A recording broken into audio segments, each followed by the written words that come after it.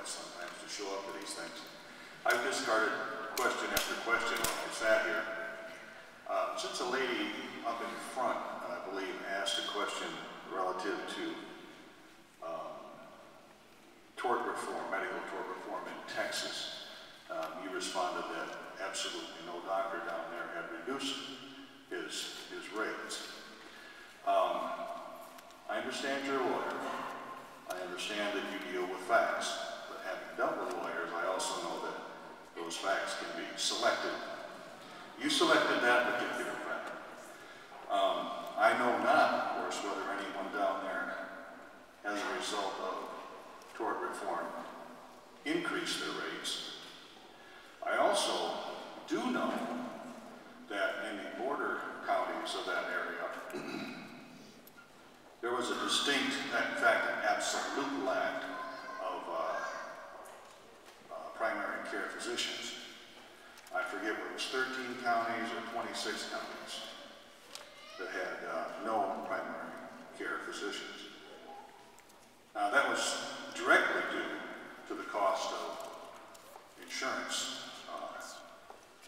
malpractice insurance. After that tort reform was passed, dramatic increases, not small, not one or two, dramatic increases in the percentage of primary care physicians occurred in those counties. Sir, we need to get to the question now. The question is,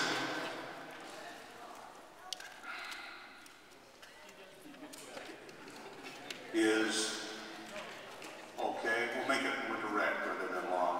Why would you pick that particular one to defend out of that particular fact rather than the other more obvious ones, the other pro facts, to support this rather loose framework of a building that you have here that will be filled in by regulatory committees? I'm sure it will work very well. Thank you, sir. Well, you know, you've asked me about the facts. What I cited to you, and I can produce for you, are 3 lengthy studies that the Republican Congress asked the Congressional Budget Office and the General Accounting Office, who work for Congress, and the Institute of Medicine to analyze the very question you're talking about, and that is, what is the impact of defensive medicine? And by adopting tort reform measures, will it significantly reduce the cost of health care? This isn't Bruce Braley's opinion. This is the CBO and the GAO said it will have very little impact on health care costs. And I'll tell you the other side of the story. California passed a similar bill in 1976. They put a $250,000 cap on damages. If that bill had been adjusted for inflation, that cap would now be over $1 million. It's still $250,000.